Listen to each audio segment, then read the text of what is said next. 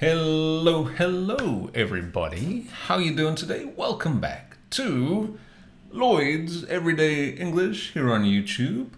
The news in English, aka the news with Lloyd, whatever you prefer to call it. This is the lesson where we look at a news story, usually a recent news story, but today's news story is actually a bit of an older one. I didn't realize I thought it was a new story. Actually, one of our members in our private community, English TV Live, you can become a member here, our private English learning community. Find out more here.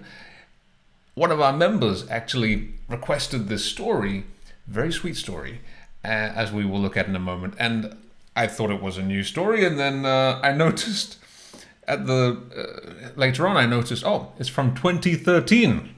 Jeez Louise. So it's not a new story. It's a news story, but it's not a new story. Anyway, but it's a very sweet one, and it has some very nice vocabulary. So I think you're going to enjoy it. This story was even made into a short film, which we will watch at the end to finish up today. To finish off. Both are okay. So that should be interesting. But welcome to everybody watching live or in the replay. Please let me know if you're watching live, where you're watching from, or just say hello. It's always good to see you. Eka, one of our members in Indonesia. Hello, welcome.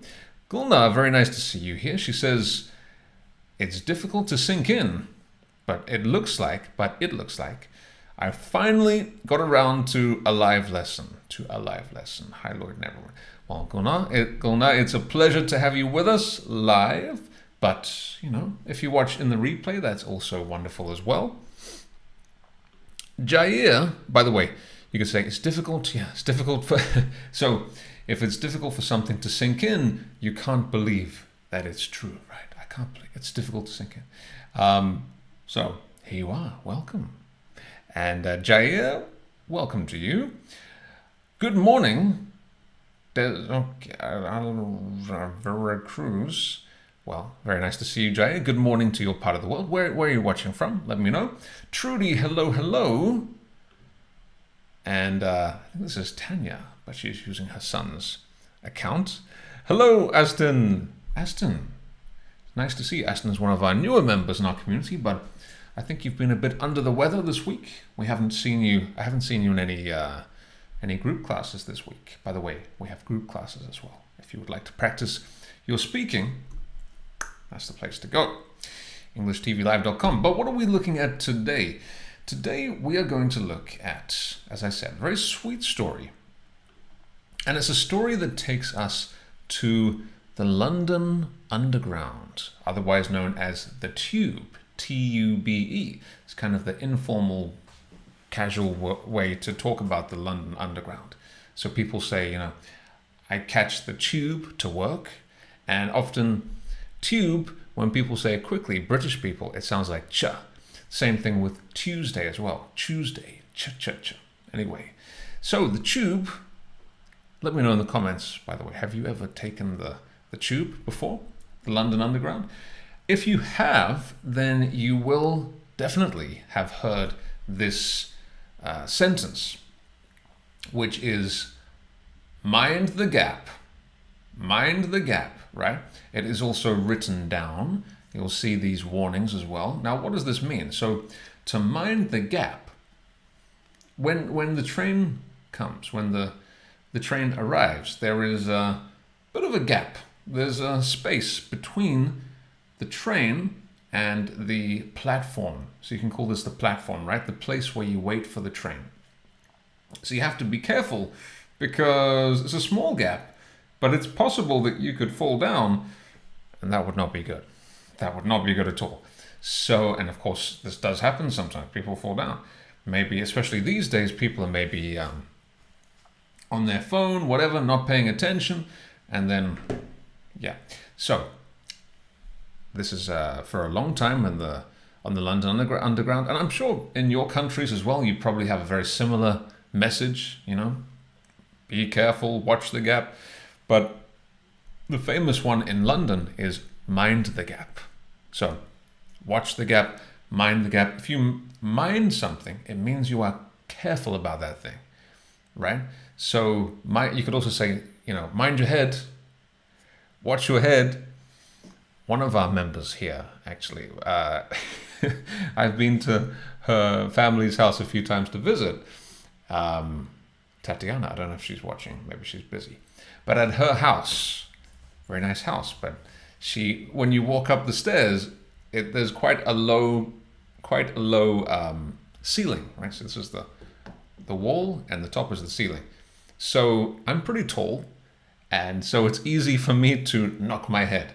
And so to avoid this happening, what you could say is, mind your head, right? Or watch your head. Sometimes you will see this in a restaurant or a pub or something, right?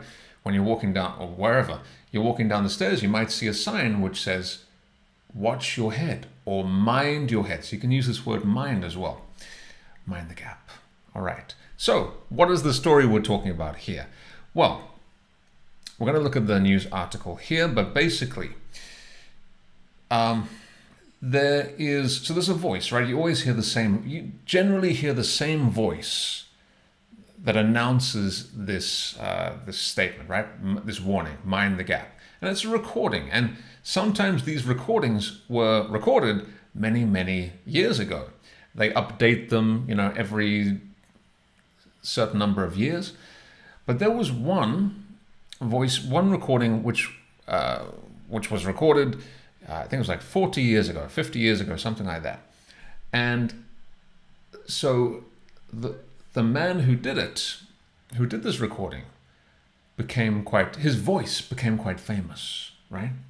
And so what happened was, his wife would always hear his voice when she took the train every morning. And then, so after a while, he unfortunately passed away. And so even though he passed away, she still felt connected to her husband, because when she took the train, she could hear, every time she took the train, she could hear his voice saying, mind the gap. And so she felt like he was still with her. It's very sweet, right? Unfortunately, after a few years, they introduced a new voice for this station. And so she was very upset about that. She felt like she lost her husband again, because she didn't have that connection with him anymore. So she asked the London Underground if they could reintroduce his voice. And she told them the story, and they were very touched, right?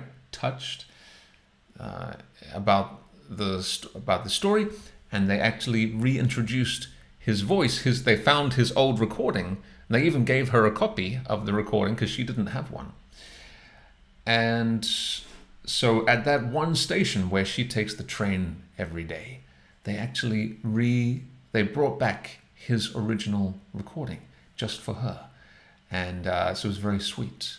And I believe they still have this, it's just this one station on the London Underground, Embankment Station, I think is the name. So if you go there, if you ever are in London, if you go to Embankment Station, I have to double check the name. If you go to that, I think it's only that station, they still play this man's voice, mind the gap, right? And as I said, they even somebody even made a short film, just 5 or 6 minutes. I'll play it to you at the end, and it's very sweet and touching. So that is the story in a nutshell. Nice expression there. In a nutshell, to explain something briefly. And we'll look at the article in a moment. Eka says, how tall are you, Lloyd? I am about 6 foot. So about 185, something like that. 184, 185, something like that. Centimeters, not something like that. So yeah, pretty tall. Long legs as well. All right, so let's switch to the article. So yeah, I only noticed this later, but it doesn't matter. This was in 2013, as you can see here. So why don't we read the headline first? And it says, "Mind the Gap tube announcement returns after wife's plea." Now, what is a plea? A plea is when you ask somebody to do something, but you do it in a pretty emotional way. The noun form would be the verb form would be to plead.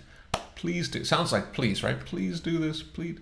So if you make a plea, you ask in an emotional way for somebody to do something.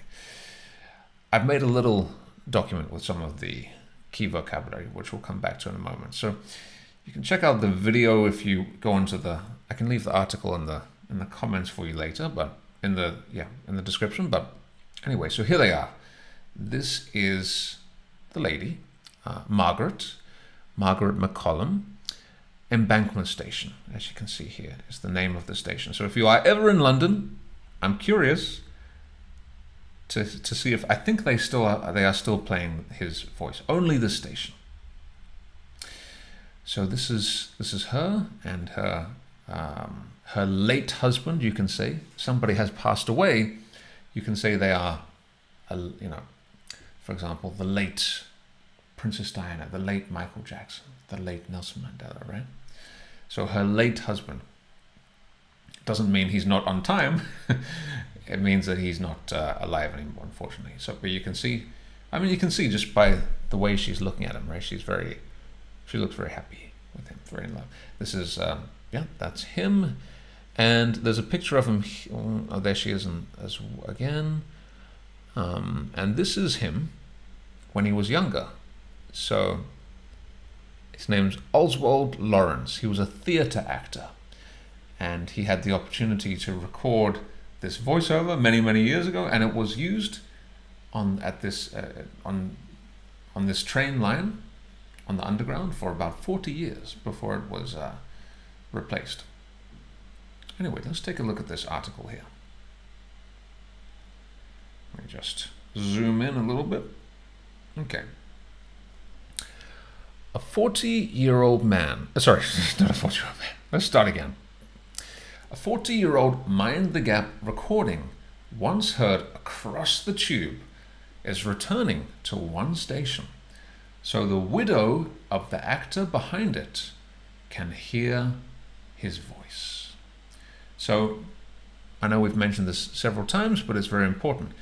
When you have an adjective which refers to an amount of something or a length, a number, you must remove the S. Okay, so it's not a 40 years old recording in this case, like a 40-year-old man, 20-year-old woman. You have to remove the S. So the recording is 40 years old, but if you say it in the adjective form, a 40-year-old recording. Widow, what is that? Widow is a woman whose husband has passed away, a widow. By the way, the male equivalent, a man whose wife has passed away, would be a widower. So you just add ER on the end.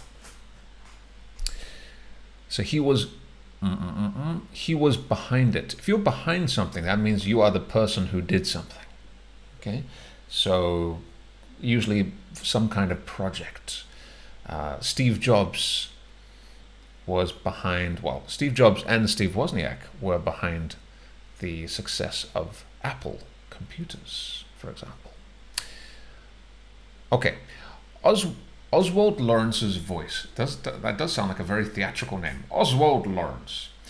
Oswald Lawrence's voice was used on the northbound Northern Line, but was phased out until only Embankment used it. So, to phase something out, what does this mean? Something is phased out. That means it is slowly removed. So, some type of system or practice or product is slowly used less and less and less until it is totally removed. It is phased out. Okay? It's not as if something is just cancelled immediately. It's a process. Phase something out. You can also phase something in. So if there is a new system, it is phased in slowly. Perhaps you could phase in a new, you could phase in maybe a new like education system. You don't just introduce it straight away, you introduce it slowly, maybe just to certain schools or something at first. Dr. Margaret McCollum said she often uses the station and was devastated, very upset, when he wasn't there in November. She felt like he was there, as I said, with her, and then he wasn't there anymore. Very sad. So, she was given a copy of the recording after TfL, that's Transport for London, TfL, heard she went to Embankment after his death to hear his voice. So they, Transport for London, TfL, heard her story, and they were very touched, and they decided to make this gesture, to reintroduce it, the recording at this station. After the request, Transport for London bosses decided to restore, right, to bring back the voiceover warning to Embankment Station. Zest for life. So, Dr. McCollum, 65, a GP, that means she's a doctor, right? So, I don't know about in your countries, but GP, general practitioner. When you are a little bit sick or you want to go and check something out, the first person you go to is a GP. Usually your local GP, maybe in your neighborhood or close to your house, hopefully. A GP. And then if it's more serious, then the GP might recommend you go to the hospital. Okay? But usually the first person you go to is your GP, your local GP. Often, again, I don't know what the case is like in your country, but it's a very important part of British culture, your local GP. Often people become very familiar with their local GP. So in this case, she is a GP. It's a very well respected and well paid job. Anyway, her theatre actor husband, a RADA graduate, so they met in 1992 on a tour to Morocco after he had left acting and was working for a tour and cruise company. Okay, so they met, I guess they met, maybe, sorry, my maths is very bad, maybe in their 40s or something. So graduate, just be careful with this one, the pronunciation. If it is a noun, then you say graduate, stressing the first syllable. But the verb is graduate. So you have the graduate. Okay, there's a different vowel sound, a different syllable at the end, right? Graduate, graduate for the verb. So to graduate from university, to graduate from high school, to be a graduate of Harvard, for example.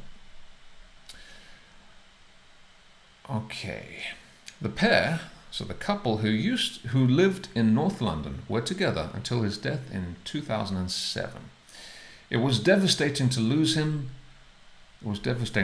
He had a great zest for life. Interesting word here, zest. So zest basically means energy, passion, and is most commonly used in this phrase, to have a zest for life. So basically, somebody has a zest for life. They are very passionate about life. They really love living life. They enjoy life. They are very positive. They are very active. A zest for life. Maybe they wake up early, right, every day and enjoy life to the fullest. A zest for life. Dr. McCollum said she used to frequently travel via Embankment Station and loved hearing her husband's voice, even when he was alive. Since he died, I would sit and wait for the next train until I heard his voice. On the 1st of November, he wasn't there. I was just stunned when Oswald wasn't there anymore. I inquired, she asked, very formal way to say you asked about something. I inquired and I was told there was a new digital system and they could not get his voice on it. But after hearing what the voice meant to Dr. McCollum, the TFL arranged for a CD of the recording for her, which she says she listens to. Oh. Okay. London Underground director Nigel Holness said, Transport for London is very good PR, very good public relations, I would say, for Transport for London. So it's pretty clever, if you ask me. Transport for London were approached by the widow of Oswald Lawrence to see whether she could get a copy of the iconic Mind the Gap announcement her husband made over 40 years ago. Iconic. Something's iconic. It's very memorable, impressive. Everybody knows this thing or this person. Iconic. It has become so famous. A person can be iconic. A fashion can be iconic. A building can be iconic. Many things. So his voice, even though nobody knew what he looked like, everybody, at least everybody on that train line, they knew his voice very well. Millions of people over the years heard his voice and knew his voice very well. We were very touched by her story, so staff tracked down the recording, and not only were they able to get a copy of the announcement on CD for her. That shows this article's a little bit older. I don't think many people use CDs anymore, but they got a copy of the announcement on CD for her, but are also working to restore the announcement at Embankment Station. Okay. So to be touched, to be very moved, to be very emotional in a positive way because of something so nice that somebody did. And to track down, I don't think I added this to the document. I can add it later. To track down, it's a separable phrasal verb, and it means to make effort to find something or someone. Track someone down, track something down. Track down something, track down someone. So they tracked down the recording. They tried to find this specific recording so they could give a copy to her and so that they could play it again at the station. Okay, I think we can skip some of this. So they have an interview here with another person, because there's several different voices who have recorded this Mind the Gap in different time periods, but also for different train lines. So there's several different voices, male and female, that you will hear with this Mind the Gap warning. But obviously, there's not many people in the world who have recorded this, or in London or in the UK, who have recorded this audio. So there's an interview here with this person. It's quite kind of funny. So he tried to, obviously this guy as well, he said nobody knew what he looked like. This is somebody else who did the Mind the Gap recording. And he said his boys, his sons, they felt that their father was watching out for them. Kind of similar to how Margaret felt as well. This is a different guy. But when his children went to the train station, they heard his voice, this other man's voice, their father. They felt as if he was protecting them, watching out for them. You can imagine, right? You're getting the train and you hear your parents' voice. It's very sweet. Must be very reassuring, I guess. But this is kind of funny because he says, so this is Mr. Bentink. Bentink. So he secretly hoped he would get a chance to freak people out, you could say, like to scare somebody by saying, I warned you, if someone happened not to take note of the warnings.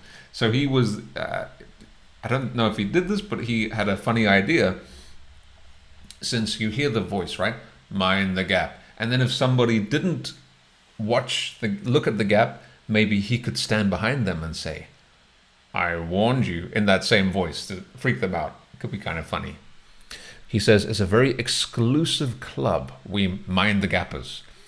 I mentioned before, I think this was in a private lesson in our community, how with suffixes, right? Suffixes is this little thing you can add on to the end of a word to make a new word.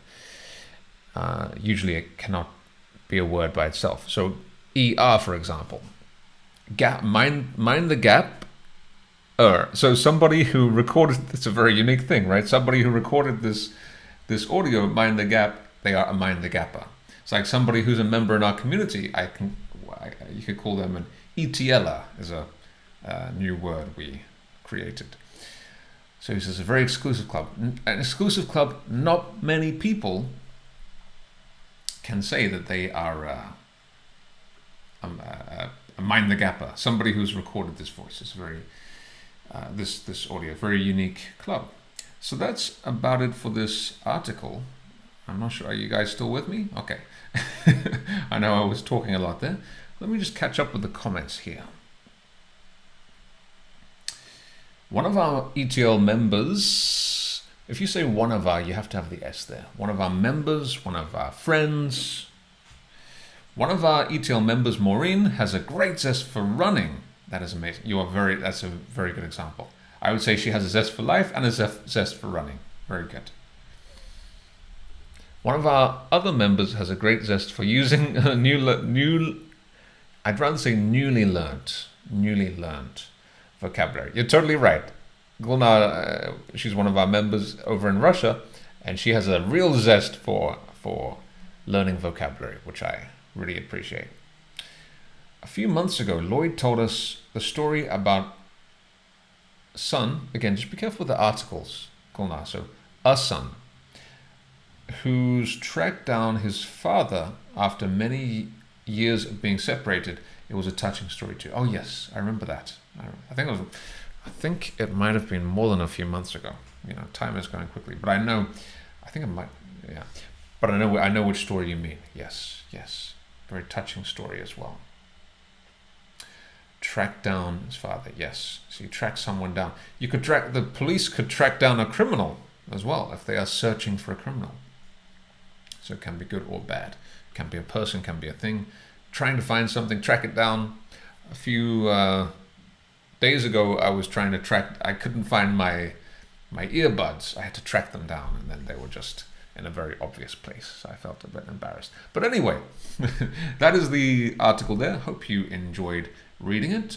Why don't we very quickly just go through some of the vocabulary. I've made a little document here. I'll share it with our members a little bit later.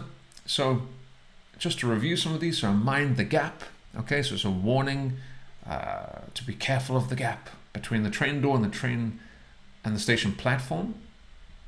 To make a plea is to make a strong emotional request. For example, the police are making a plea to the public for anyone who has information about the crime to report it. To be phased out, to be used less and less over time until it's not used anymore. Production of the car model, for example, is being phased out as the new design has been released. The rule will be phased out over the next few years, so not immediately phased out. To have a zest for life, passion for enjoying and loving your life. I think this is a funny example I made here. Dave's had a real zest for life again ever since he got out of his unhappy marriage. So maybe he was in a miserable marriage, he got divorced, he's free again, and he's got a zest for life again. To be iconic, extremely famous and well known, Michael Jackson's moonwalk dance has become iconic since he introduced it to the world. To be touched, right? To feel very emotional, grateful, moved. For example, I'm so touched that you all remembered my birthday. It's not my birthday today, by the way, just an example. To be in an exclusive club, a small number of people who have done something.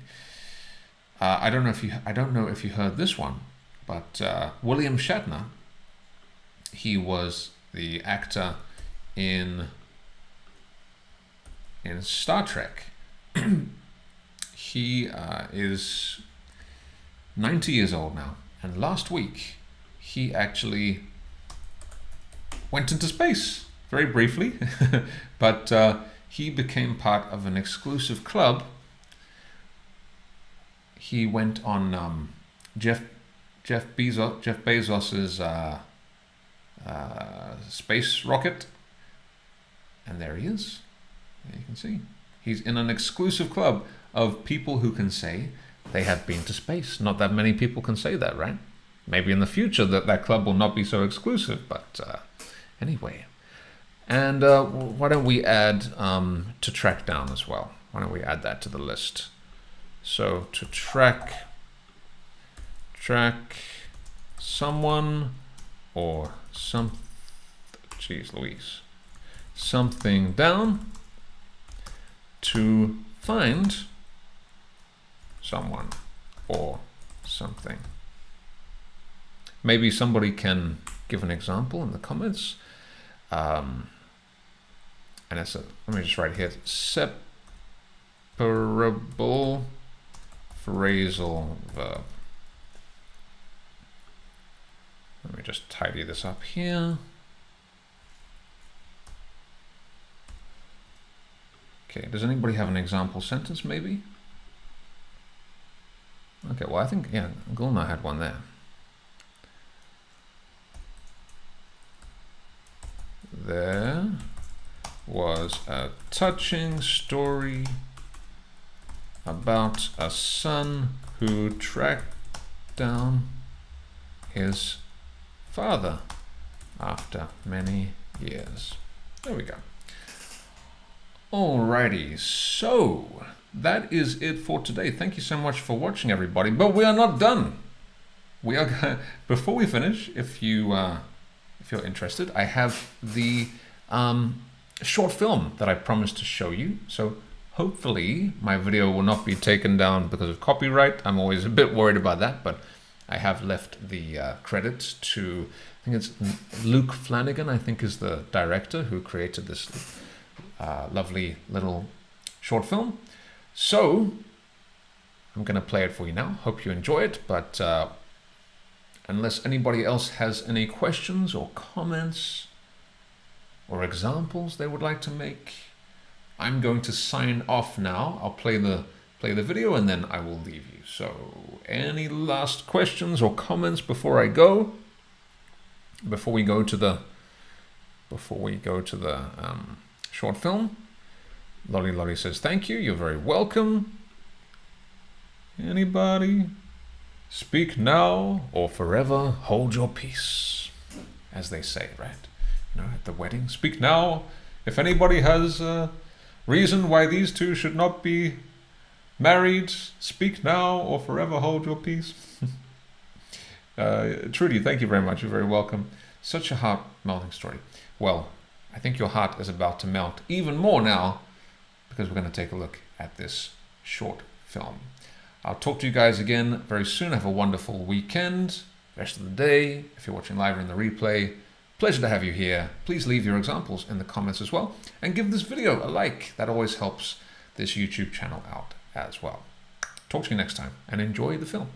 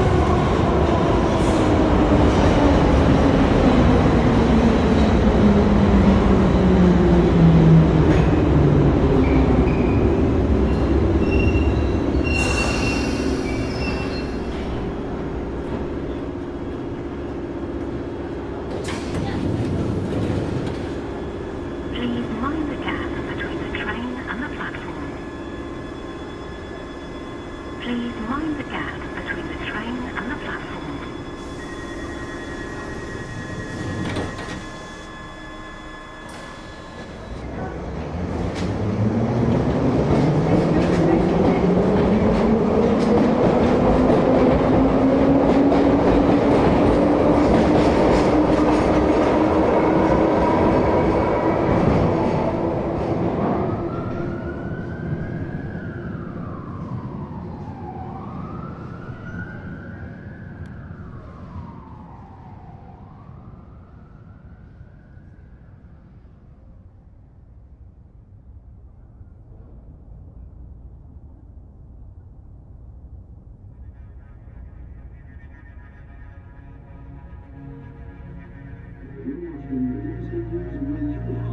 And our main stories.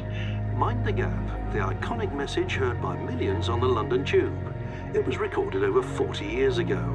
The voice belonged to London stage actor Oswald Lawrence. After his passing in 2007, his widow Margaret would frequently visit the one station still playing his voice.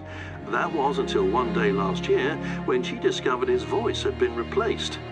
Margaret appealed to London Underground. So touched by this tale, they agreed to reinstate the voice of Oswald Lawrence at this one station in his honour.